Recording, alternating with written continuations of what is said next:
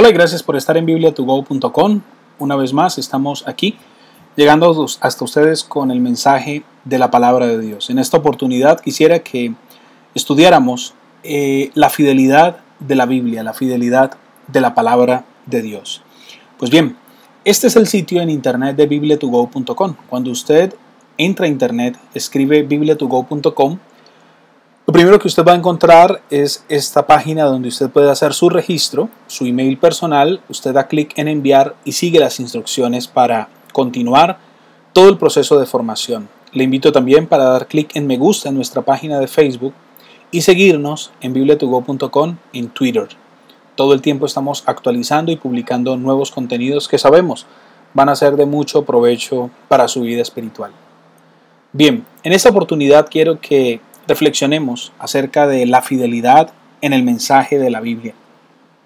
Observemos que las epístolas de Timoteo y de Tito pues son la continuación del libro de los Hechos.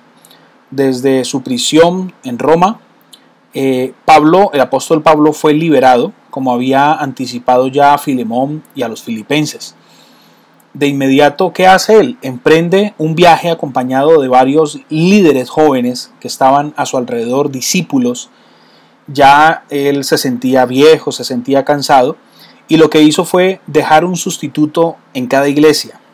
En el caso de Tito, fue enviado a la iglesia de Creta, Timoteo a la iglesia de Éfeso, Erasto a la iglesia de Corinto y Trófimo a la iglesia de Mileto.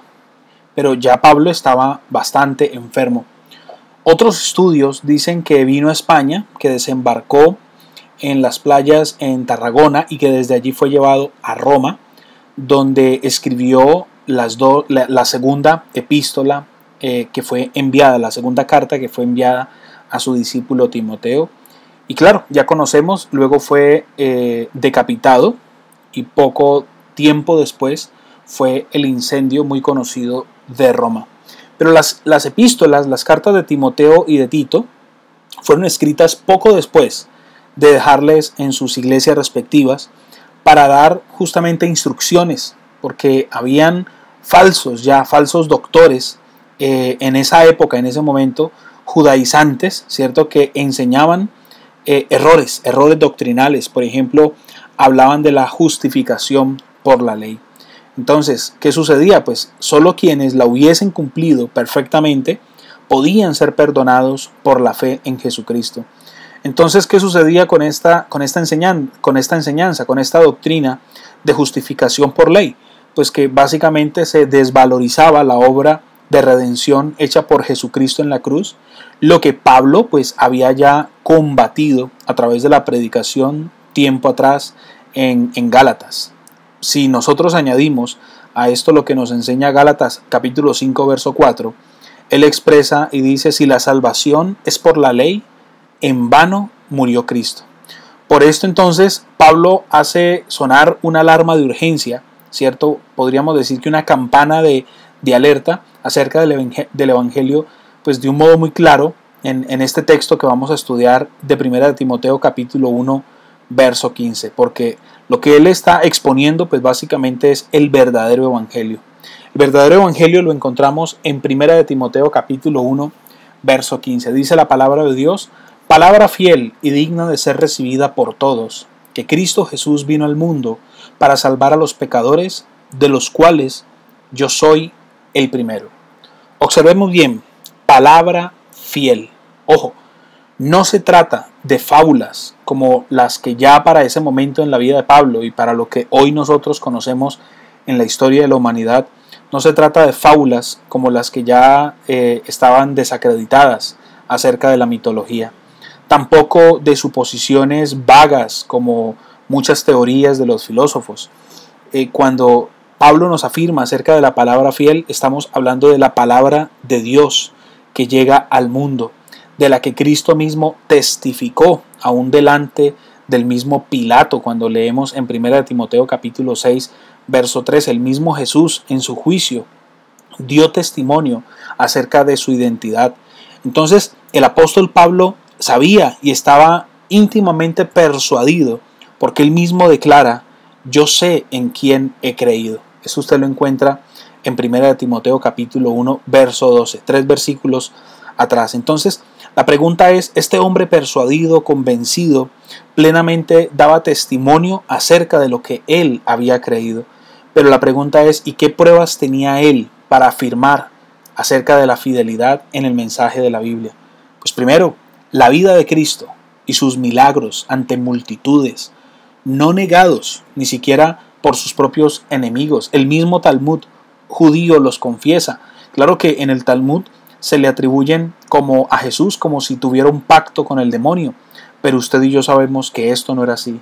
La misma experiencia del apóstol Pablo servía como testimonio, como prueba fidedigna de que Jesucristo era una verdad. La vida transformada de este hombre, la obra presente, activa del Espíritu Santo sirve como una prueba fiel acerca del mensaje de la palabra de Dios. Dios todavía hoy está obrando milagros físicos, espirituales y emocionales. Entonces, usted y yo tenemos las mismas evidencias. Tenemos las mismas evidencias garantizadas por el testimonio de los apóstoles, de aquellos que han predicado el Evangelio a través de los siglos, por la experiencia de los creyentes que son fieles hoy día y que seguramente después de 20 siglos se ha mantenido no una idea, sino un estilo de vida, una vida totalmente nueva, renovada en Cristo. Entonces, usted y yo, en este aspecto, tenemos que tener muy en cuenta que la Biblia es la palabra de Dios. La palabra de Dios expresada a través de hombres que un día fueron inspirados por el Espíritu Santo, que recibieron el mensaje de Dios y que a través de su vida dieron testimonio al mundo de un Dios que existe, de un Dios que es eterno, de un Dios que es real. Y vemos nosotros en 1 Timoteo 1:5 dice, palabra fiel y digna de ser recibida por todos. Si es fiel, es digna de ser recibida. ¿Qué otra cosa necesita el mundo más que la verdad? ¿Qué otra cosa necesita el mundo en el que nosotros vivimos hoy que la verdad?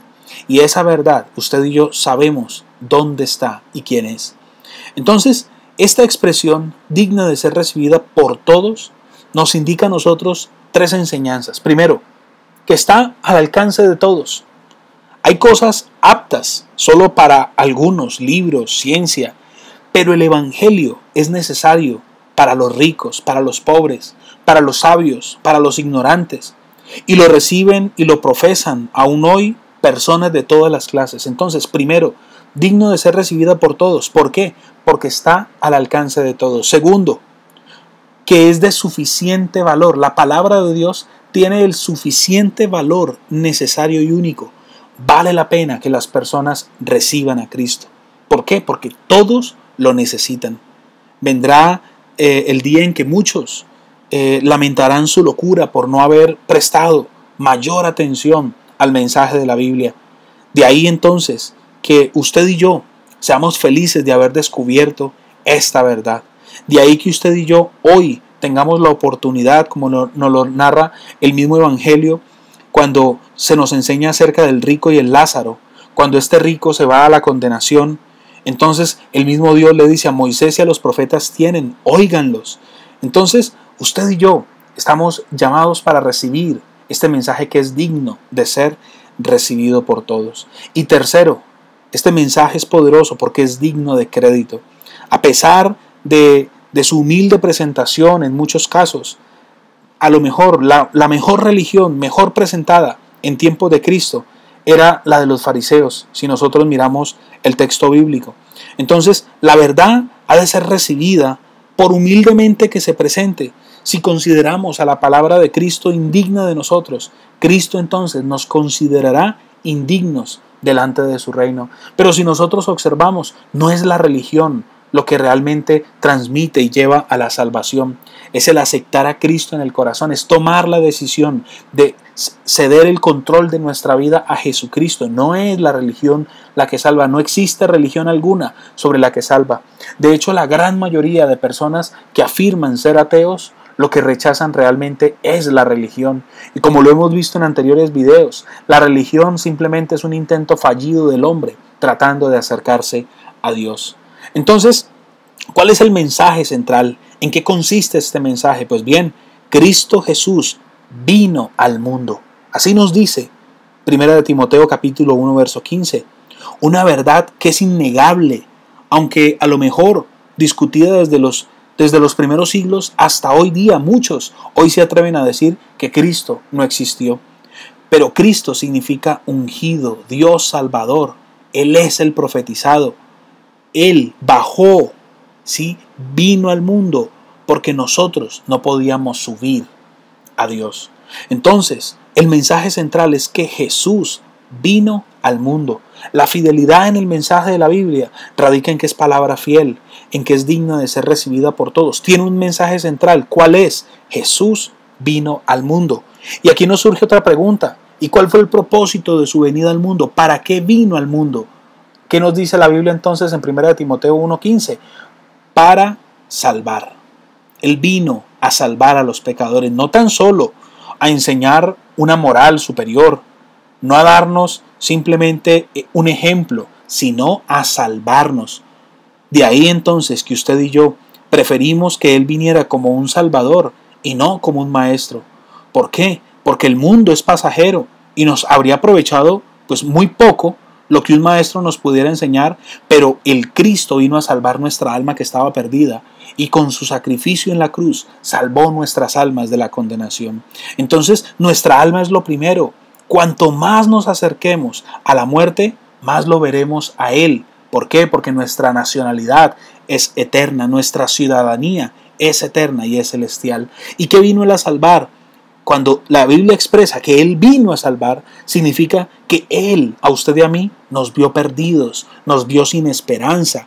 Si hubiera pensado que podíamos volver a Dios, ¿cierto?, por nuestros propios medios, cumpliendo la ley, pues Él no se habría movido de su lugar celestial, pero Él se despojó de su divinidad, se despojó de la distinción de ser Dios mismo, el unigénito del Padre, y vino y se hizo hombre y habitó entre los hombres. ¿Para qué? Para salvar lo que se había perdido.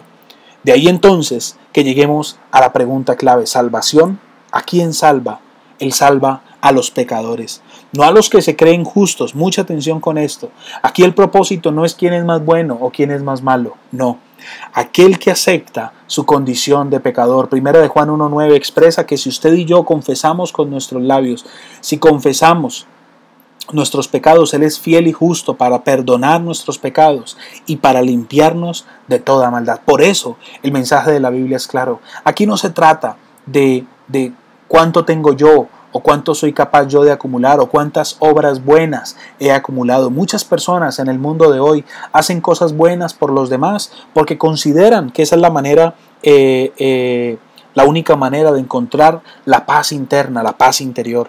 Pero esa paz es pasajera. La paz que Cristo da cuando viene a tu vida, esa paz es la que te ofrece salvación, y la salvación es sanidad. La palabra salvación significa entonces sanidad, restauración. Entonces, de ahí que usted y yo tengamos un encuentro con Jesucristo, una única y sincera confesión. Usted observó lo que dice 1 de Timoteo 1:5. Veámoslo. Dice: palabra fiel y digna de ser recibida por todos, que Cristo Jesús vino al mundo para salvar a los pecadores. Dice: de los cuales yo soy, ¿qué dice? El primero.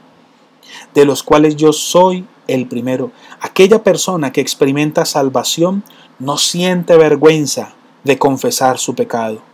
¿Por qué? Porque cuando yo confieso mi pecado, entonces, y experimento salvación, ¿sabe qué es lo que hago? Le devuelvo la gloria a Dios. Enaltezco la misericordia de mi Salvador.